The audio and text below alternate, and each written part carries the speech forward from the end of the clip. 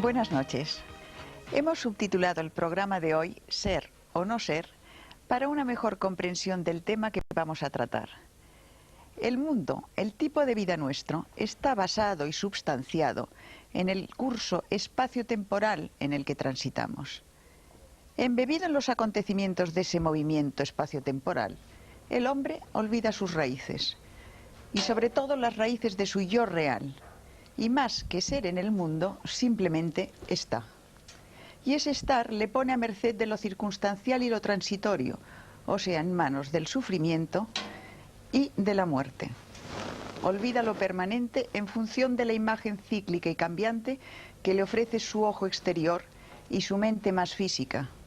Por otro lado, desde la más remota antigüedad, han existido sistemas de enseñanza que empujan al individuo, desde la superficie al interior de sí mismo, desde la potencialidad de su imaginación a la realización y actividad de esa misma potencialidad, o sea, a la progresiva liberación de sus ataduras, tanto físicas como emocionales, como mentales. Vivimos ahora, en nuestra sociedad contaminada, nuestra sociedad occidental, vivimos el ofuscamiento y la pesadez que, emanando de lo cotidiano, ahoga esa realidad profunda de la que hablábamos.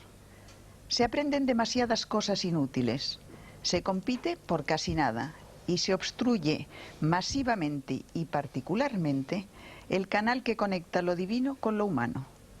Las técnicas de las que hoy nos hablarán nuestros contertulios pertenecen a diferentes culturas, pero la finalidad de la misma es desempolvar nuestra dormida conciencia a través del método de la meditación. El problema está, pues, en elegir entre ser un individuo o simplemente estar en el mundo sin ningún sentido. Todo ello es una sugerencia para una mejor expresión vital. Escúchenlos. Voy ahora a presentarles a nuestros invitados, que les hablarán, pues, de meditación y conciencia. Con nosotros está Jacobo Grinberg, psicofisiólogo, profesor de psicología de la Universidad Nacional Autónoma de México. Ha escrito más de 36 libros. Carlos Ortiz, investigador de la relación existente entre las técnicas de meditación chamánicas de don Juan Matus y las del místico español San Juan de la Cruz. Antonio Carán, director de la Casa Tíbet México, representante oficial del Dalai Lama, experto en budismo tibetano. Y don Rodolfo Flores, chamán mexicano, maestro en meditación chamánica mexicana. José Colastra, finalmente, especialista de nutrición ortomolecular y además autor de bastantes libros, 15 libros, creo, ¿verdad, José? Más o menos, sí.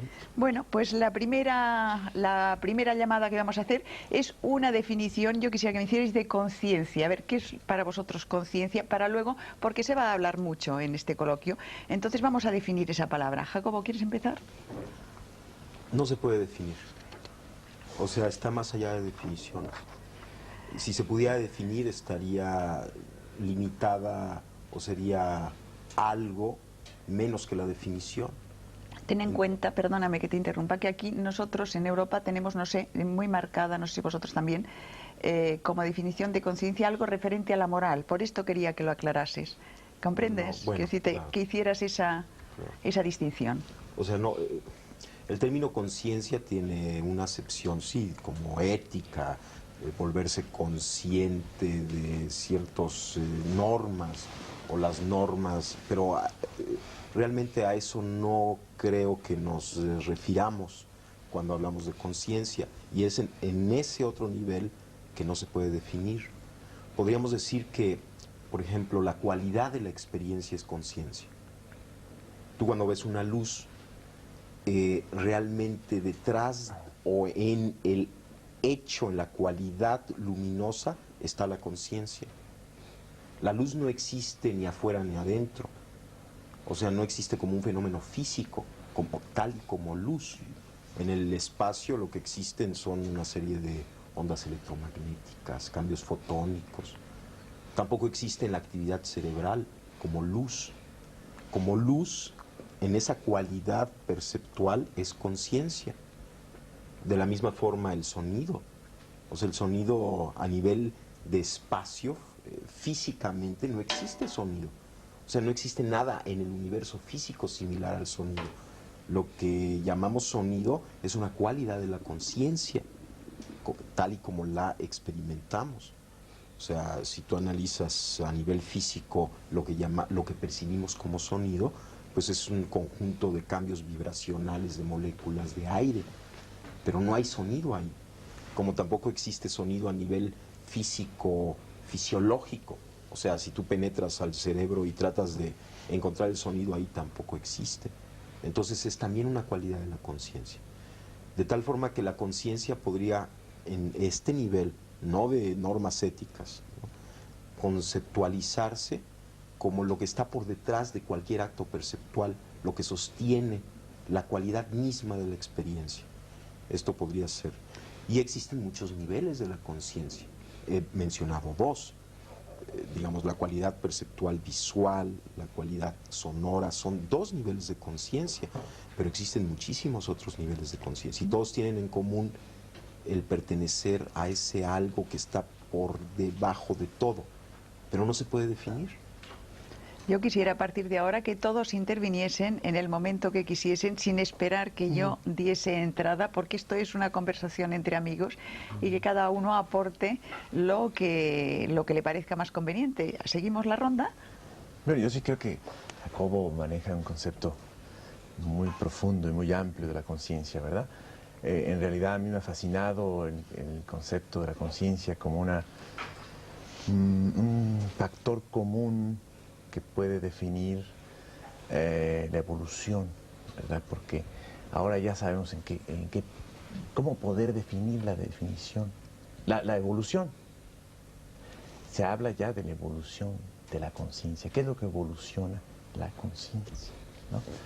Claro, en los términos más simples, pues la conciencia es una forma de percibir la realidad. Entonces yo percibo la realidad de una forma y después evoluciono mi conciencia y voy a percibirla de otra manera. Así de simple. Pero ese es un aspecto de la conciencia. La conciencia abarca todo, ¿no? Efectivamente. Es algo muy amplio. Pero sí hay, para definir esa evolución, se hablan de grados de conciencia. Van incrementándose los grados de conciencia, de claridad, de percepción de la realidad, de sentir la realidad, de comprenderla, de entenderla, ¿verdad?, conforme se va evolucionando. Y es algo tan sencillo como decir, bueno, en la infancia nosotros teníamos un nivel de conciencia, ¿no? En la juventud hay otro nivel de conciencia y en la edad adulta hay otro nivel de conciencia. ¿Hay alguien adulto? Ah, una pregunta. Porque creo que debe ser muy difícil en llegar a la edad adulta, ¿eh? No lo digo con sorna, ¿eh? Sí. No, la madurez. Una persona plenamente madura, sí, digamos que sería una persona en un máximo grado de conciencia. Se puede definir así, ¿verdad?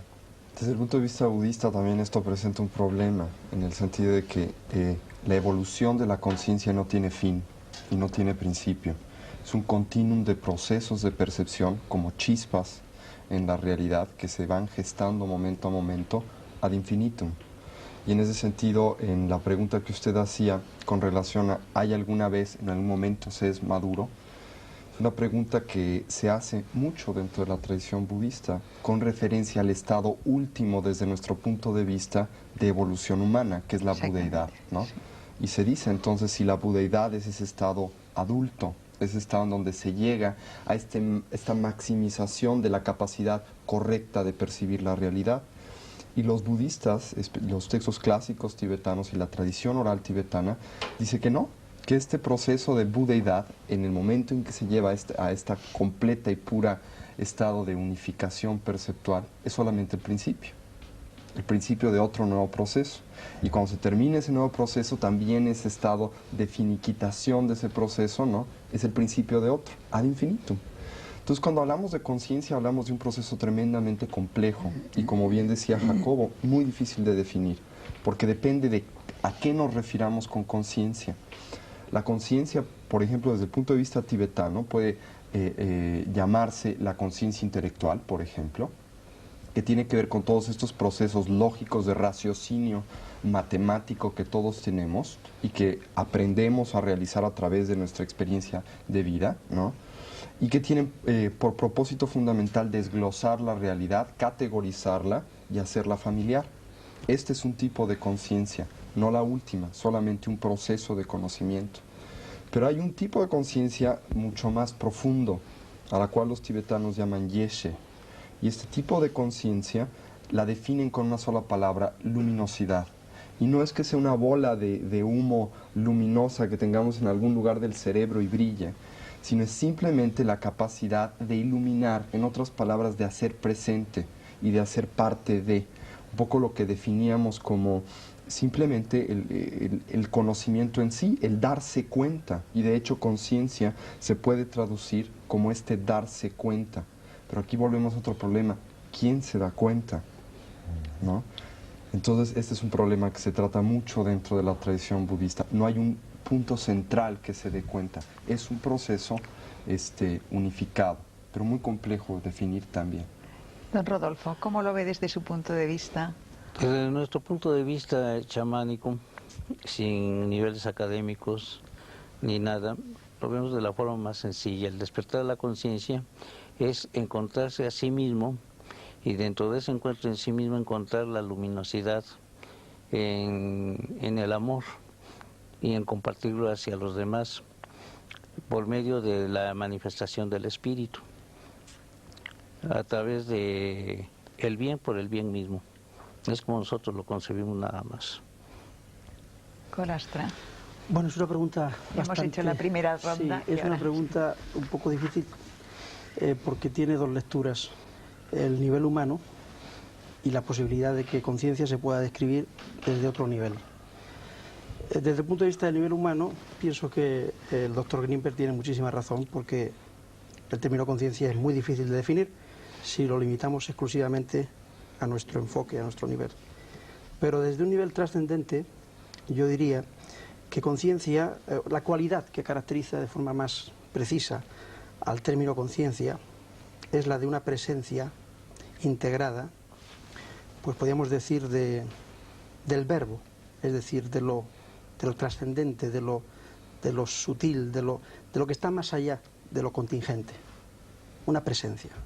Esa presencia se puede caracterizar pues por muchas cualidades y por muchos enfoques, pero en realidad es como si existiesen una serie de canales o de conductos a través de los cuales ese algo que también Carlos mencionaba, ese algo detrás percibe. La naturaleza de ese algo es la que los místicos han tratado de averiguar y han tratado de conectar, y eso les ha producido pues una serie de fenómenos que hemos llamado pues aparentemente milagrosos, pero creo que es una presencia integrada. Vamos a ver, me gustaría que cada uno de vosotros nos contaseis los sistemas que habéis aprendido o que practicáis para ese desarrollo de la conciencia, la metodología un poco, para que la gente sepa que hay diversos caminos y que incluso cada uno pueda escoger, digamos, que la sugerencia que vosotros lanzáis. ¿Quieres hablar tú, Jacobo? ¿Cómo no? Bueno, yo la técnica de meditación que más me gusta es la observación, porque el observador puede observarlo todo. O sea, todo el conjunto de cambios que ocurren, todas las modificaciones, todos los pues la infinita variedad de experiencias, todas ellas se pueden observar, y por lo tanto el observador es el que unifica. De tal forma que cuando tú aprendes a observar y cuando tú observas cualquiera de estos cambios desde esa referencia, el hecho mismo de poderlos observar te empieza a integrar. Por ejemplo, uno puede sentirse muy confuso o muy nervioso, ¿no?, en cierto momento. Bueno, uno, si recordara que puede observar el estado de confusión, el mismo instante en el que uno observa la confusión, se coloca en el punto de integración fuera de la confusión. Porque ¿quién es el que observa la confusión? Pues no puede ser nadie dentro de la confusión. Por lo tanto, en ese momento uno recuerda que la naturaleza propia está más allá de esa confusión. Esto no quiere decir que la confusión no exista o que no esté ocurriendo, está ocurriendo, es un fenómeno que está aconteciendo, pero el observador se encuentra siempre un paso adelante, por así decirlo, de toda la experiencia que está aconteciendo. O sea, de la no identificación con la circunstancia. Yo creo que es un poco más complejo que la no identificación, porque en cierto momento uno se da cuenta que todo lo que sucede es parte de la identidad. Esto es, parecería como que hay un proceso intermedio de no identificación, en donde la observación es para mí la técnica más extraordinaria, porque, digamos, es como la evidencia fehaciente, clara, de que siempre en nosotros existe algo trascendente, sin ideología. O sea, no necesitas acudir a ninguna ideología, sino que está allí siempre, todo lo puedes observar. Y siempre hay algo que está observando con quien te puedes conectar. Y aquí lo pongo entre comillas semánticas, esto de con quien te puedes conectar. El simple hecho es que lo puedes observar y el observador se coloca fuera del evento. Pero después de integrar todos los eventos, o sea, cuando acompañas tu vida cotidiana de la observación, empieza a suceder algo, empiezas como a encontrarte contigo mismo. Es una técnica, es una herramienta simplemente que te ayuda a unificar, porque por definición el observador es lo que unifica. Entonces, utilizando la observación, incrementas la posibilidad de unificación en ti mismo. Y llega un momento en que simplemente te conectas con la realidad, estás en la realidad.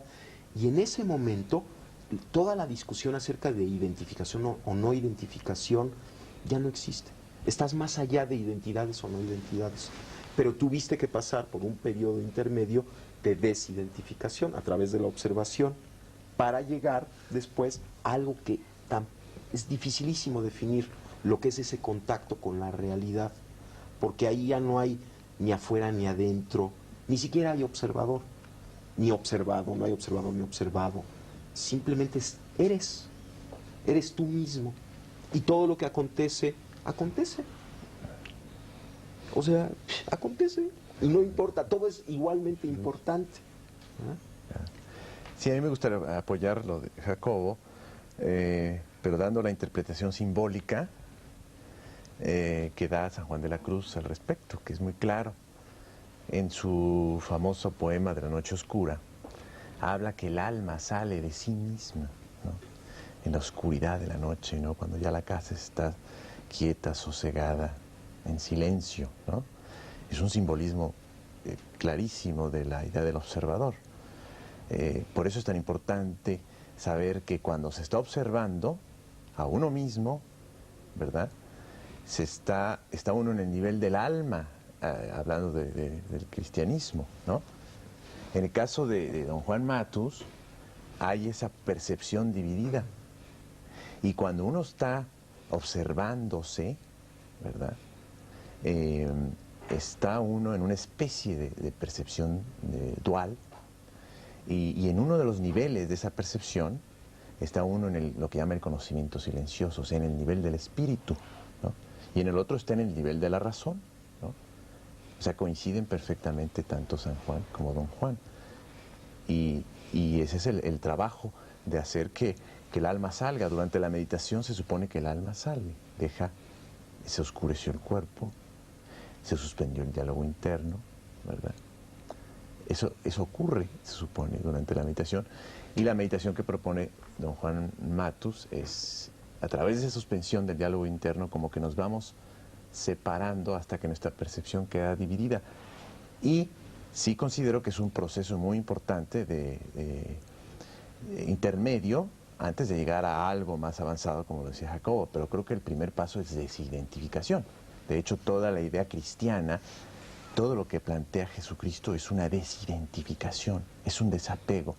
La idea de la renuncia es desidentificarnos de esa involucración que decías muy bien en la introducción, ¿no? ¿Cómo estamos?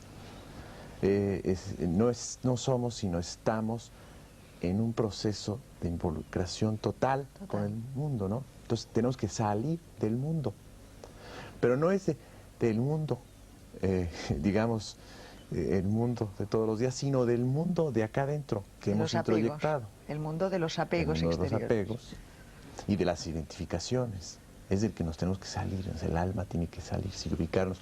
Y a partir de ese trabajo de estar como en una percepción dual constante, entonces vamos a empezar un proceso muy importante, ¿no? Que ya estaba describiendo Jacobo, ¿no? Había un programa de televisión hace muchos años que se llamaba ¿Cómo es, cómo se hace?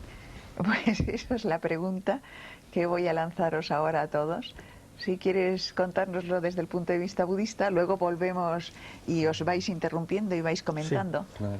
Y seguimos. Desde el punto de vista budista, definir un poco este proceso de trabajo interior o de trabajo psicológico, porque de hecho es un trabajo psicológico que desde el punto de vista budista está muy alejado de toda una metodología religiosa o una visión mística, es una transformación de nuestra percepción para percibir correctamente. Y si lo tuviéramos que definir en pocas palabras, creo que lo haríamos con 3. Primero, un proceso de concentración. ¿Qué es un proceso de concentración? Desde la perspectiva budista y de hecho desde la perspectiva psicológica, uno de los graves problemas en la percepción humana cotidiana, normal, común y corriente, es el hecho de que nuestra mente, por malos hábitos, ¿sí?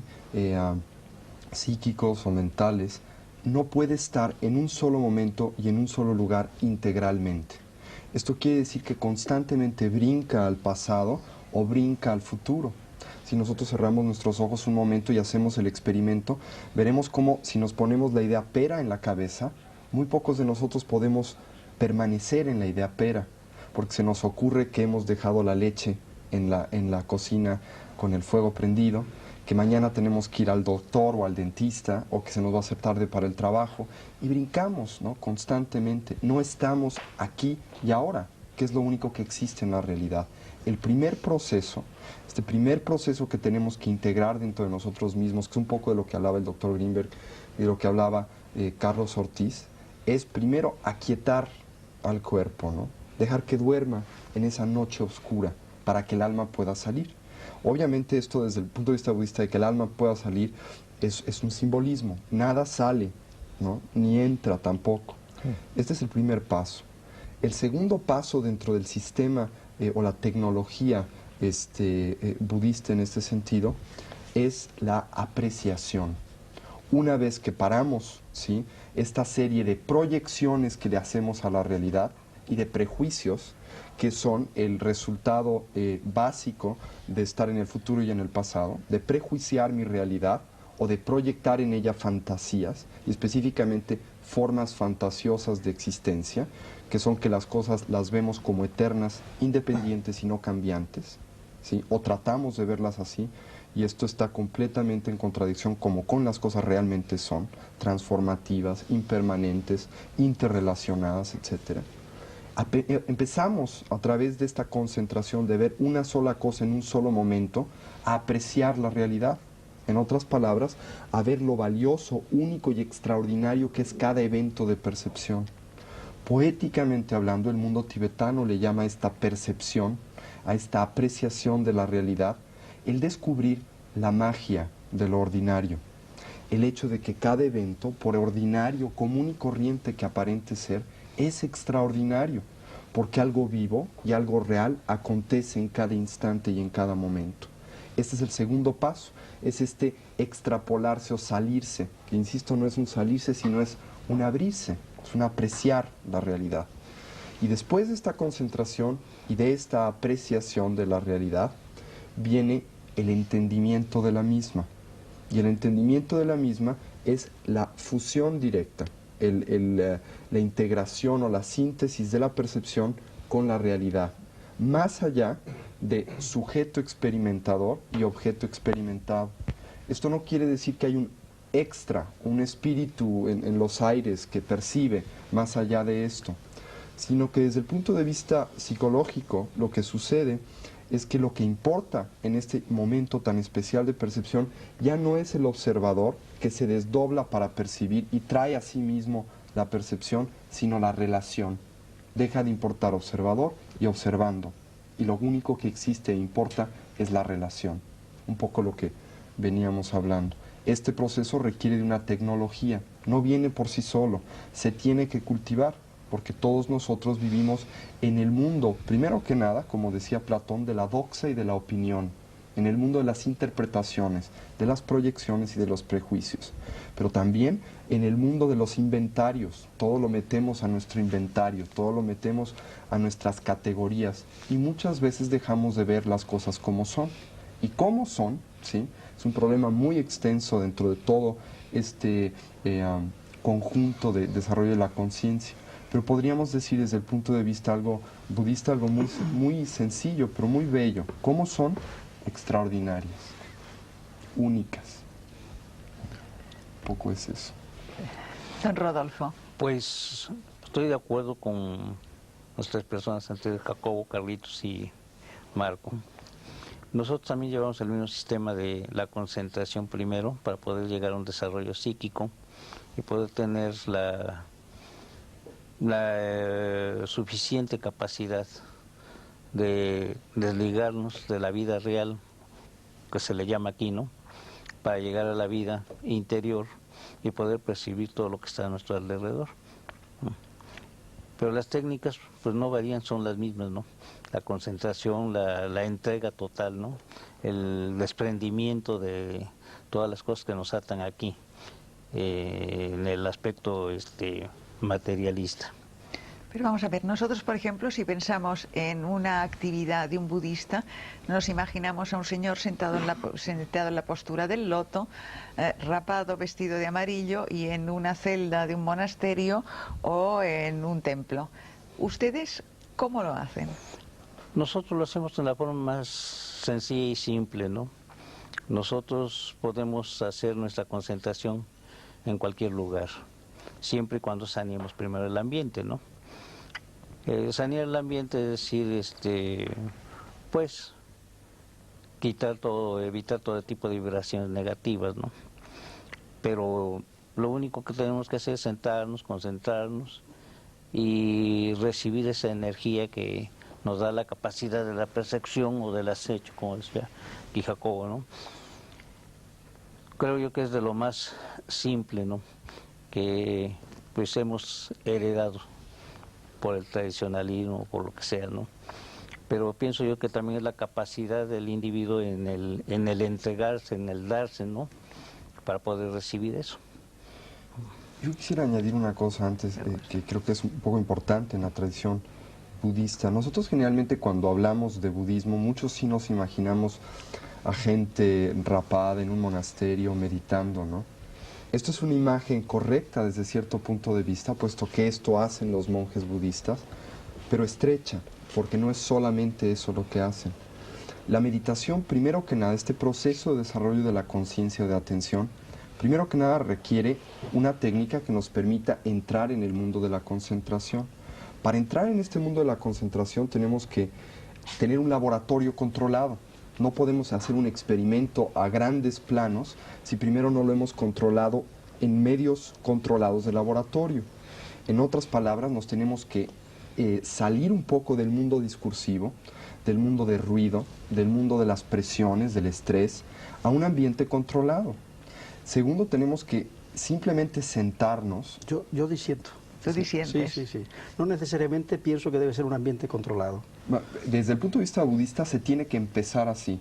Por eso es lo que quiero decir. Se tiene que empezar así porque si no se empieza en un ambiente controlado, son muy contadas las personas que tienen la capacidad de trascender este diálogo interior. Es muy fácil decir desde el punto de vista budista, bueno, concentrarse es nada más pensar en una cosa. Pero ¿cuántas gentes que dicen tener concentración pueden realmente fijarse en una sola cosa en un solo momento, a pesar de decir que están concentrados? Esta concentración trasciende el nada más tener una concentración para estudiar bien. Es una concentración mucho más profunda y técnicamente se define de una manera especial, pero es el principio.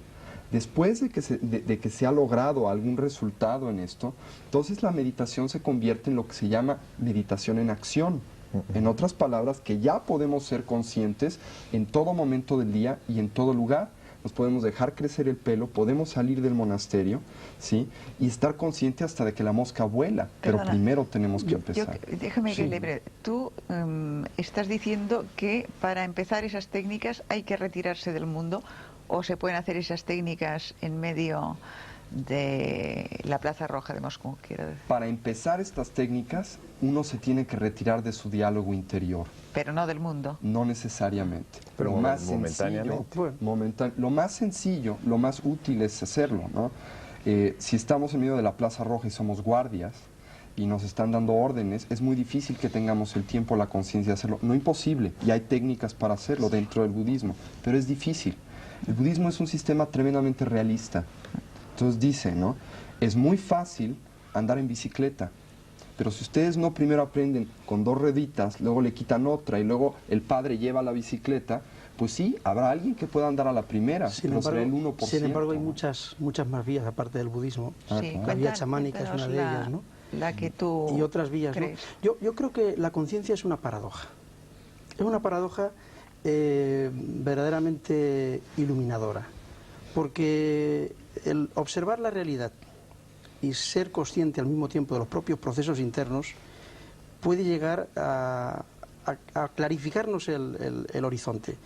¿Cuántas personas encuentran un fenómeno, por ejemplo, tan esquivo de investigar, precisamente de crear condiciones de laboratorio o de control, como decía Antonio, en el fenómeno de la sincronicidad, que ya estudió Gustav Jung? Es decir, hay como una especie de camino de doble vía. Por una parte hay una observación de lo exterior y por otra parte otra observación de lo interior. ¿Cuántas veces un sueño, una visión onírica, nos plantea una imagen que después se refleja en el exterior y nos confirma que el exterior y el interior son la misma cosa? Entonces, yo pienso que el fenómeno o el intento de llegar a una trascendencia y a un desarrollo de la conciencia está basado precisamente en la observación y la comprensión y la aceptación de esa paradoja. Y el saber que podemos situarnos en la percepción exterior y en la percepción interior. Y el saber también que, en definitiva, en un nivel trascendente son la misma cosa. Entonces, si partimos de esa base, y sobre todo en el aspecto de la educación, en la cual Jacobo es un experto en el tema de trabajo con niños, nos damos cuenta de que, pues simplemente se trata de educar la observación, de saber qué es lo que vemos y qué es lo que ve dentro de nosotros. ¿Tú practicas alguna técnica especial? Sí, yo utilizo, en el tema meditación, utilizo la meditación con cristales de cuarzo. Porque pienso precisamente que una forma muy fácil de desarrollar ese tipo de contacto es la observación. La observación del nexo que hay, de la unión real, de la red que es la que está formada entre el ser humano concreto y todo lo que le rodea, el continuo que le rodea. Jacobo, te hemos dejado antes a mitad, a vosotros dos os hemos dejado a mitad de contar vuestra propia interpretación, vuestra propia actividad dentro de este tema. Bueno, yo creo que... no sé cómo decir lo que estoy sintiendo o lo que estoy pensando. Yo pienso que hay que encontrarse a uno mismo. Y en esto estoy totalmente de acuerdo con don Rodolfo. Y en este encontrarse a uno mismo, todo adquiere significado. Y entonces, tanto lo que sucede en el mundo como lo que sucede dentro de nosotros es integrado, es parte ya de un encuentro, se ve desde ahí. Es delicioso el momento en el que uno pierde todo concepto y toda preconcepción y todo aparece fresco y todo es nuevo. Y esta observación de momento a momento, como decía Tony, acontece. Pero hay algo que está detrás de esta percepción y que yo no puedo pensar que no exista. Y es uno mismo, que no es el ego. No, es el sí mismo que diría Ibn Arabi o sí, es el los sí místicos mismo, estos. que está más allá de más todos allá, los eventos cambiantes. Es algo que uno tiene que encontrarlo y también es muy difícil definirlo, pero tiene que haber aquello, porque si no hay eso, entonces no hay significado. Y yo pienso que el significado es muy importante. Y tampoco me estoy refiriendo a un significado lineal o restringido. Pero yo indiscretamente te preguntaba cómo lo haces, qué técnica usas, Mira, qué es lo que quería saber claro, de que los que faltabais ahora para... Mira, yo la técnica que Sí. utilizo consiste en una primera fase, te sientas, cierras los ojos y empiezas a observar tu respiración. Empiezas a observar tu respiración y van a aparecer pensamientos, van a aparecer sensaciones, no las reprimes. Por ejemplo, si aparece un pensamiento, pues lo dejas pasar y vuelves a tu respiración. Aparece otro pensamiento, lo dejas pasar, lo observas cómo nace y muere y vuelves a tu respiración. Que por cierto es una técnica común con el budismo, es exactamente lo que se hace en un primer nivel en el budismo, Sí. igual. Esto como que te prepara porque en una primera fase tienes que aprender a concentrarte, tienes que aprender a centrar tu atención, tienes que limpiar tu mente. Y la forma de limpiar la mente no es peleándose en contra de la mente, Exacto. ni es, no la puedes quitar, no hay forma de quitarla. Y si peleas en contra de ella es lo peor que puedes hacer. porque Constriñirla, entonces que no piense, eso no se puede la hacer. fortaleces, pero tampoco pienso que es malo tener mente. Hombre, es necesario tener un entendimiento, es maravilloso porque sería desastroso quedarnos sin esta Claro. parte. Sí, pero hay que trascender un nivel Claro, de pero esta entendimiento. mente que nos molesta, estos pensamientos repetitivos, yo pienso que sí hay que limpiarlos y la forma de limpiarlos es aceptarlos. Paradójicamente es aceptarlos y dejarlos pasar y dejar que afloren y que afloren y que afloren hasta que llega un momento en el que empiezan a calmarse y entonces uno puede fundirse con la respiración, estar en ese punto. En ese Bueno, instante. esa es una primera fase de la técnica. Una segunda fase consiste en empezar, por ejemplo, a observar tus pensamientos, tu cuerpo, tus sensaciones, unificar tu cuerpo, recorrer tu cuerpo, observar parte por parte, ir sintiendo, aceptando, sin pelearte en contra de tu cuerpo, sin juzgarlo, sin analizarlo, sino simplemente, por ejemplo, después de que estás en esta respiración ya concentrada, empiezas a sentir la parte alta de tu cabeza, las sensaciones táctiles, las sensaciones de la superficie. Después empiezas a sentir cada parte de tu cuerpo, vas como bañándolo, recorriéndolo poco a poco, hasta que llega un momento en que puedes observar tu cuerpo como una unidad. Es como recuperar tu imagen corporal. Entonces observas tu cuerpo, estás de testigo de tu cuerpo al mismo tiempo que sintiéndolo. Cuando logras hacer esto, el budismo, porque es una técnica budista, se llama vipassana. Es una forma muy extraordinaria de curarse, de limpiarse, además de colocarse en el punto de observación en donde puedes percibir todo tu cuerpo como una unidad, estás aceptando todo lo que sucede ahí, pero estás en una posición trascendente con respecto al mismo. Exactamente. El siguiente paso es empezar, en la técnica que yo practico, es empezar a activar una percepción simultánea, de tal forma que percibes todo tu cuerpo, con todas sus sensaciones corporales, y simultáneamente tu respiración. Exactamente. El siguiente paso implica, por ejemplo, poner atención a tus pensamientos. Entonces, percibes tus pensamientos, qué pensamientos hay, qué relaciones hay entre un pensamiento y otro, qué redes de pensamientos acontecen, y las percibes con la misma actitud que percibiste tu respiración y tu cuerpo, sin juicios, sin análisis, aceptando todos los pensamientos que acontezcan, pero colocándote de testigo de los mismos.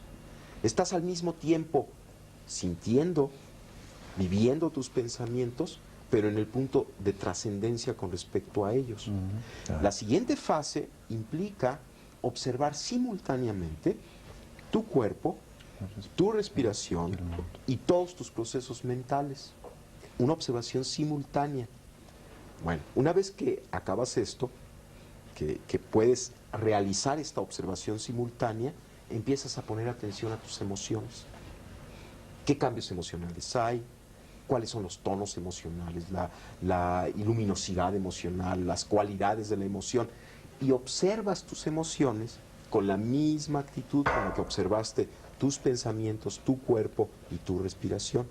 Cuando logras esta observación de tus emociones, observa simultáneamente tu respiración, tu cuerpo, tus pensamientos y tus emociones. Después empiezas a observar de la misma forma tus imágenes internas, hasta que logras una percepción, una observación igual que como observaste el otro, sin juicio, sin análisis de tus imágenes internas, y haces simultánea la observación de tu respiración, tu cuerpo, tus pensamientos, tus emociones y tus imágenes internas. Pero El siguiente paso consiste en observar los sonidos del medio ambiente y observarlos de la misma forma en la que observaste tus pensamientos, tus emociones, tu cuerpo, y hacer una observación simultánea de medio ambiente, cuerpo, emociones, pensamientos, etc. Después, observar el mundo visual. Llega un momento en que cuando puedes hacer una observación simultánea de todos los componentes de tu experiencia, sucede algo extrañísimo. Hay una especie de umbral que se atraviesa y te conectas contigo mismo. Pero ¿quién es el ti mismo con quien te conectas? No se puede describir, porque está unificando todo aquello. De alguna manera, la técnica de incorporar observación a la observación y de hacerla simultánea te hace llegar a un umbral en donde todas las concepciones que tenías de ti mismo desaparecen y te conectas con algo que está más allá de esas concepciones, pero mucho más cerca de ti mismo que nunca antes. Y te das cuenta además que ese ti mismo es inseparable de la totalidad.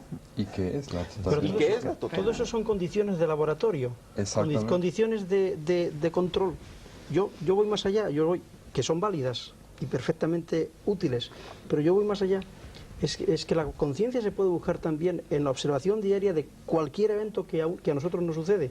Pero perdón, es exactamente lo mismo. Sí. Bueno, en el sí. momento en que logras la observación del mundo visual, del mundo auditivo, de tu cuerpo, Entonces, estás puedes en integrar. cualquier lugar, en cualquier situación, y estás observándolo desde el mismo punto de referencia. Estás consciente. Lo único que, No es lo condiciones único que se elaboradas. dice es que si no hay un proceso previo de capacidad de atender, entonces en lugar de atender, en lugar de observar, nos estamos yendo con las cosas. Un poco lo que decía Jacobo para profundizar nada más una cosita. Yo diría que más bien de lo que se trata es de trabajar sobre el tema educativo, Sí, porque claro. me parece que el niño tiene la frescura suficiente, la capacidad suficiente en un sistema educativo idóneo para ver todo esto como una cosa totalmente natural.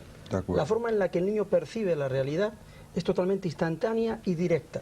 Entonces estamos hablando y estamos dando la sensación o la imagen de que necesitamos este proceso.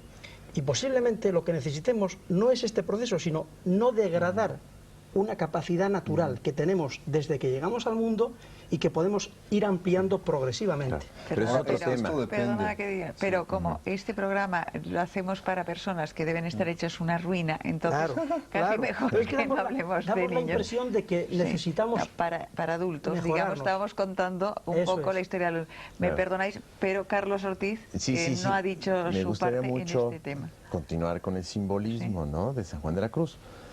Es importante aclarar que en ese proceso de separación estamos hablando de todo, del desapego, de la desidentificación. Para poder observar está uno desapegándose, salir de uno mismo, ¿no? Dice San Juan de la Cruz en su poema. Para eso hay que hacer la noche oscura del sentido, es decir, de los sentidos, de las emociones Qué tranquiliza. que se da en la meditación. O se puede dar instantánea, porque hay que hablar de la meditación momentánea e instantánea, vamos a decirlo así, ¿no? Se tiene que dar la noche oscura del entendimiento, o sea, se ve la realidad sin juicio, y ahí se entra la percepción directa. Ahí está. Por eso hay que hablar de ese tipo diferente de Claro. meditación, pero que hay que entrenarla en el laboratorio, como dices, en la meditación de sentado, ¿verdad? Y se da la noche oscura de la memoria, o sea, de ubicarse en el aquí y el ahora, olvidarse del pasado y olvidarse del futuro, así tiene que ser, ¿no? Y también la noche oscura de la voluntad, en cuanto a esa suspensión momentánea de esa voluntad reactiva, ¿verdad? Se suspende de pronto, por un momento. Entonces, ya nos ubicamos en dos tipos de meditación, una que es de sentados, ¿verdad? donde se nos va a facilitar ese entrenamiento de qué, de hacer noche oscura, de todo nuestro cuerpo y mente, para podernos salir, es decir, desapegarnos. Con ese entrenamiento ya podemos ir a la realidad con los ojos abiertos, ¿verdad? Y estar practicando esa observación de silenciarnos, ¿no? Instantáneamente y ver el mundo, ¿no? Ahora, Don Rodolfo, yo quería preguntarle, ¿tiene usted más facilidad que la gente que estamos educados en esta vorágine occidental e intelectual, digamos, que el resto? Usted y personas como usted. Bueno, en el aspecto de la meditación no lo hacemos nosotros tan complicado ni nada, ¿no? Es una forma sencilla y natural. Perdone, pero es que a lo mejor usted no lo necesita. Es que hay un fin en el que sigue el chamán, desde un principio, ¿no?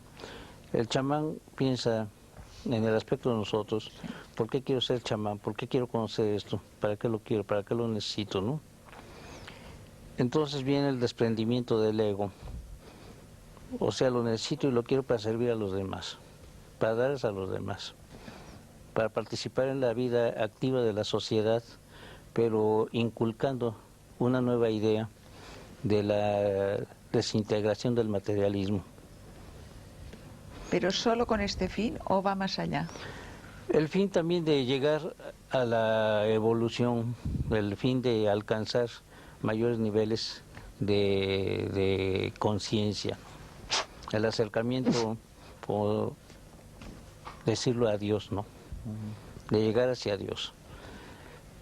El chamán en México se basa mucho sobre la filosofía o la doctrina del Maestro Jesús de Nazaret, ¿no? Amar al prójimo como a ti mismo. Entonces seguimos todos los principios de ello. Si vamos a hacer una cosa, la vamos a hacer con todo el amor debido para que salga bien. Si no tenemos esa capacidad de amor, pues no podríamos hacer nada. Si lo hiciéramos por el dinero, lo hiciéramos por los obsequios, o lo hiciéramos por todo ese tipo de cosas, o porque se nos corresponda con agradecimiento y todas esas cosas, pues no sería seguir esa enseñanza. Entonces lo hacemos con el fin de alcanzar el tesoro propio de la satisfacción de dar por dar. ¿Son ustedes capaces de acelerar la práctica de otra persona?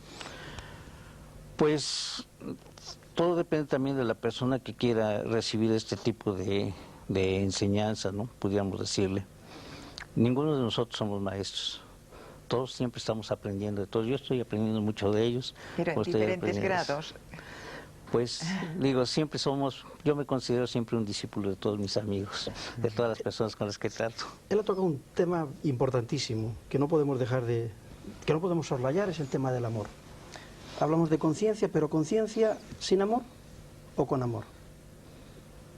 Es que si no hay amor, si nos limitamos solamente a definir la conciencia como una cualidad perceptual o como una cualidad de testimonio, atestiguadora, estamos dejando atrás o estamos olvidándonos de algo que es fundamental. es que la verdadera conciencia requiere amor.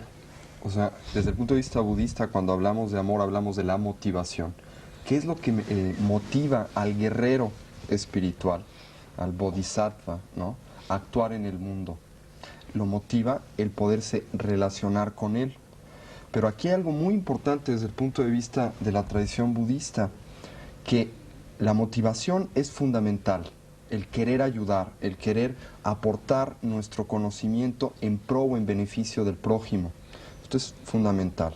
Pero otro de los temas muy, muy importantes que tenemos que tocar es que no es suficiente el querer ayudar, hay que saber ayudar, porque si no, lo único que vamos a hacer es contribuir con nuestro caos personal al mundo. O sea, mucha gente quiere ayudar, pero muchas veces interpretamos ayudar como el imponer nuestros sistemas, nuestras resoluciones, nuestras soluciones al prójimo, cuando pueden ser completamente erróneas para él. Y esto es muy importante. Por eso la conciencia, como decía José, es fundamental para el amor. Y el amor es fundamental para la conciencia. O sea, hay que conocer para amar. Hay que conocer para amar y hay que amar para conocer. Y este amar para conocer es lo que el budismo narra en el hecho de que nuestra realidad no existe como cosas, entidades, sustancias o eventos aislados, sino que todo en la realidad está interconectado. Esto es obvio, no es descubrir el hilo negro.